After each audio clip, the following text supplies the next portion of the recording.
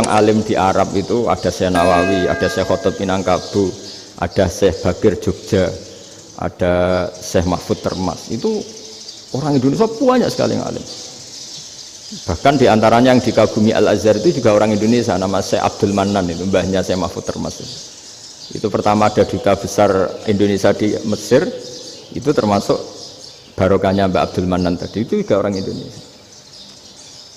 Jadi pemahaman ulama Indonesia itu khas, termasuk ketika memaknai apa? Syahid. Ketika memaknai apa? Syahid. Itu unik. Ketika Syekh Nawawi diuji dulu itu yang namanya ulama diuji dulu oleh 100 ulama. Jadi dulu ya ada kompetisi. Imam Bukhari diakui jadi ahli hadis itu diuji oleh mi'atu muhaddisin, 100 orang ahli hadis, sanad dibolak-balik, matanya dibolak-balik, tapi beliau tetap bisa mengembalikan proporsi sanad itu. Syekh Nawawi pernah diuji gini. Ayul afdol al ulama awe salatin. Keren mana ulama sama raja atau sama orang-orang kaya, sama penguasa? Ya keren ulama. Terus dibully sama orang. Tapi setahu saya banyak ulama yang antri di rumahnya raja, tapi saya tidak tahu melihat raja antri di rumahnya ulama. Kan kebanyakan kan mungkin ustadz atau kiai yang antri ngajukan proposal kan enggak. Nah, kalau raja kan enggak pati itu, malah enggak usah antri, kiainya sudah nyambut sebelum datang. Jawabannya lucu Syekh Nawawi itu, dan yang tanya itu langsung diem. Ya karena ulama itu tahu fungsinya uang, sehingga cara nyari sampai seperti itu. Sementara raja-raja itu tidak tahu fungsinya ilmu, makanya tidak pernah sowan ulama.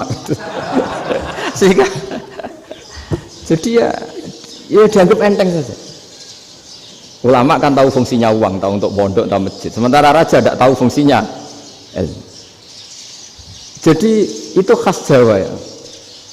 Khas Jawa, khas Indonesia. Apa-apa yang menurut orang banyak dengan tanda kutip itu buruk atau baik, itu orang Jawa menafsirkan tuh gampang saja. Sehingga semenjak itu Jawa itu dipandang betul. Saya punya kitab namanya Qadhayal Haji wal Umrah. Itu terbitan Hayatul Ulya Arab Saudi, milik Wahabi. Itu diantara fatwa yang dipakai untuk solusi muskilatul haji, problem-problem haji kekinian. Itu fatwanya syekh-syekh yang dari Indonesia. Termasuk Syekh Khotib Minangkabau, Syekh Nawawi Banten, Syekh Bakir Nur Jogja. Misalnya begini, dalam fatwa-fatwa yang menyulitkan kita ya, sampai sekarang jadi perdebatan. Ketika sofa dan marwah itu dengan batas tertentu, saya ulang lagi dengan batas tertentu, mau tidak mau atas nama kebutuhan, itu kan butuh perluasan. Karena kalau naik turun itu mudah disepakati ulama. Jadi misalnya gini ya, saya punya tanah seluas ini, pasti orang akan mengatakan sampai bawah ya tanah saya, sampai atas tanah saya. Itu mujma' alaih, itu disepakati. Jika Nabi ngendikan al-Ka'bah min tuhumil ardi ilas sama Ka'batun. Ka'bah sampai ujung bumi, sampai ke aras semuanya Ka'bah. Sehingga tidak ada perdebatan ulama ketika Masjid Haram ditingkat, kemudian yang di atas sholat. Tetap dia menghadap Ka'bah. Tidak harus diluk melihat di bawah, enggak. Karena Ka'bah sampai langit. Sama, tanah Anda kamu tingkat sampai 10, enggak ada tetangga protes. Karena bawah sampai atas tanah Anda. Tapi kalau diperluas, tanah Anda kamu luaskan setengah meter saja atau 3 cm saja, iso geger mbek tonggo. Karena di mana-mana batas itu ya tadi, kalau atas bawah miliknya, kalau samping enggak. Pertanyaannya, perluasan Mina itu ke samping. Perluasannya Matof yang Mas'a itu juga ke samping.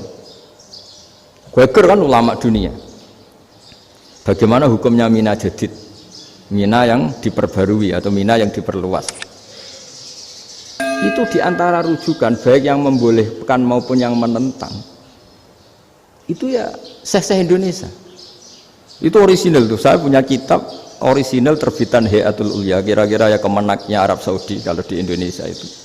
Itu yang dirujuk dawuh Syekh Nawawi, dawuh Syekh Khotib Minangkabau. Karena apa?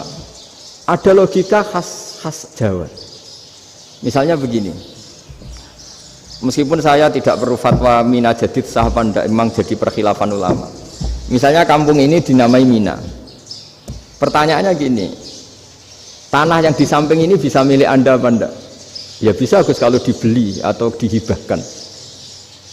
Berarti tanah di samping Anda menjadi milik Anda karena ada proses pengambil alian lewat beli maupun hibah.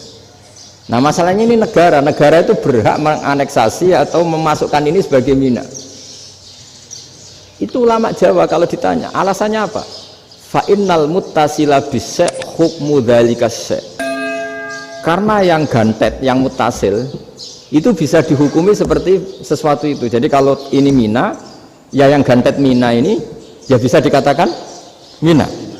Beda dengan membuat mina malang mina, wah itu tidak bisa, tidak mutasil kan? Itu enteng sekali ulama Jawa. Satu ya tentu karena kebutuhan, tapi asal masih al-muttasilu bihi, yang masih tanah yang masih mutasil dengan. Nah, ketika perluasan mas'ah antara sofa dan marwah kan misalnya ini batas luasnya sofa, ini batas luasnya marwah. Lalu atas nama kebutuhan, sofa marwah itu sampai sini. Sampai agak meluas ke sini. Itu geger Arab Saudi. Wah, ini gimana?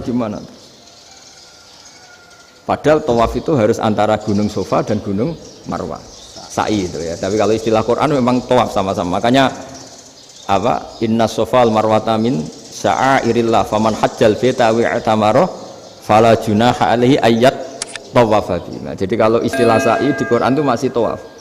Karena harus ada, kalau bisa lah, bukan harus. Kalau bisa memang harus ada unsur muternya. Kita kalau sa'i kan dari sini Sofa sampai sini Marwah, terus kan agak muter ke sini.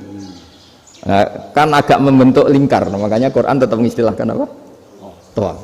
Jadi bukan sini ke sini terus sini ke sini kan enggak, tapi sini sampai sini terus muter kan, terus sini. Jadi antara setar dan selama ini prakteknya kan gitu ya. Sofa ngambil sini, terus ke sini, terus agak muter. Nah, karena ada unsur agak muter ini terus orang menyebut apa? Tawaf. Tapi itu bukan syarat sah, ini cerita ideal. Saya ulang lagi ya. Gunung Sofa itu puncaknya atau pucuknya kalau dalam bahasa Jawa itu ya hanya segini, ini sampai sini.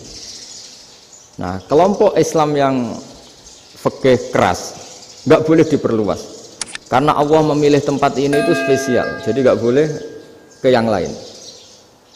Tapi ketika kebutuhan mendesak, mau tidak mau harus diperluas. Itu jawabnya Kiai Jawa lucu. Gunung sing ketok iku sing dhuwure tok. Sikilane luwih ombo. Jadi karena kan gunung kan bentuknya gini. Nah, sofa yang kecil itu yang atasnya, tapi sikilannya sini kakinya lebih luas. Jadi boleh perluasan asal tidak melebihi kakinya. Ya dihitung ya lebih luas. Jadi Kiai Jawa itu kayak wong delok gunung Penanggungan, kayak gunung Arjuna. Di mana-mana puncak gunung itu lebih kecil timbang kakinya. Artinya diperluas ini bukan berarti tidak di sofa dan tidak di, itu khas Kiai Jawa. Jadi jangan kira orang Jawa itu tidak hebat sekali. Termasuk perkembangan hotel di Arab Saudi. Itu dulu sebelum ada hotel, buyut saya kelima atau keenam dulu haji, namanya Badur Rahman. Itu kalau mau ingin apa ya, menghindari terik matahari itu masuk gua. Itu masuk gua itu hanya separuh badan, kakinya di luar. Jadi jangan bayangkan kalau gua di Indonesia kayak gua Akbar di Tuban orang bisa masuk jalan-jalan, enggak. Gua di Arab itu kayak cepitan batu, tidak sampai masuk. Sehingga kepalanya dimasukkan, kakinya masih kena matahari, saking panasnya Arab Saudi.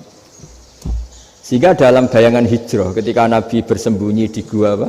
Sur. Itu kata Abu Bakar, kalau orang kafir melihat kakinya pasti melihat kita karena nggak bisa masuk penuh. Jadi orang itu mau dempes tok. Sehingga ya kira-kira luasnya gua ya paling segini. Makanya guyonannya kiai-kiai itu untung nggak kayak gua Indonesia. Kalau kayak gua Indonesia laba-labanya capek karena luas sekali.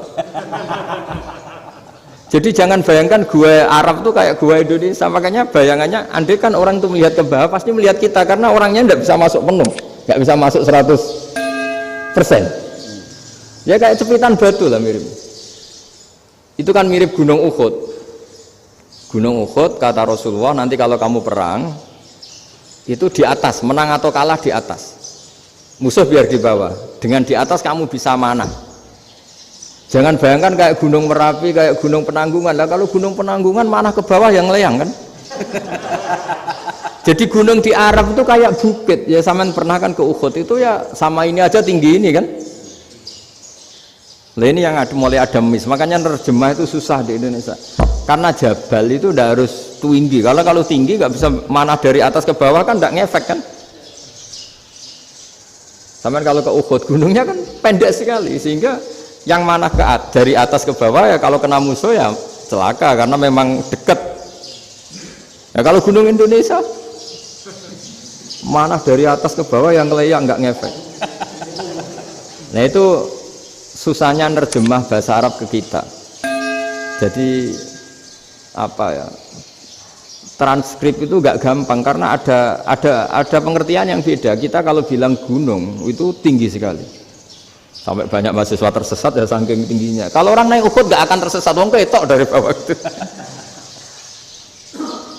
Nah ini pentingnya ngaji ya. Jadi akhirnya ulama-ulama Indonesia itu dipakai rujukan. Jadi mulai Mbah Hasyim, Mbah Ahmad Dahlan sampai era buyut-buyut itu masih orang alim. Lama-lama yang di Indonesia ini orang-orang yang bodoh. Sehingga orang Jawa kalau ke sana dibully, ya Jawa tak kuluh kaya. Orang Jawa itu penggaweannya itu mangan ulo, makan ular. Karena belut itu kalau di kamus itu persis ular. Dulu itu kan kamus tidak full color. Gara-gara gak full color, gambar belut sama ular itu sama. Belut itu belut sama ular kalau nggak full color gambarnya sama apa enggak? Sama. Terus orang Jawa itu kan masih banyak yang makan bajing itu apa? Ketupai. Bajing kalau digambar tidak full color sama dengan tikus. Gambar yang tidak warna. Hitam putih. Sehingga kita ini dibully pemakan tikus dan pemakan ular. Karena belut itu persis ular kalau digambar yang tidak full color. Sampai datang Syekhona Khalil, datang ulama ngarang kitab ya judulnya Al-Belut karena nggak terima bangsanya dinyek makan apa? Ular. Terus dikarang wal belut hayawanun bakhriyun, terus ya isu fi kadza wa kadza, itu beda dengan al-hayyah, itu diterangkan mulai bisa nerima. Terus sistem hotel juga gitu. Sampai tanyakan dalam sejarah dulu orang Sedayu ada namanya Syekh Mukhtar. Syekh Mukhtar bukan bikin rumah besar yang siapapun orang Indonesia haji itu nempat di sana. Nah ini yang menginspirasi akhirnya ada hotel. Dulu Syekh Mukhtar hanya menyediakan untuk hujat-hujat Indonesia. Lama-lama jadi hotel. Nggak mau saya mau cerita. Kata Mbah Mun sering cerita. Kenapa wa ma arsalnaka illa rahmatal lil alamin, kata Mbah Mun, Allah itu pasti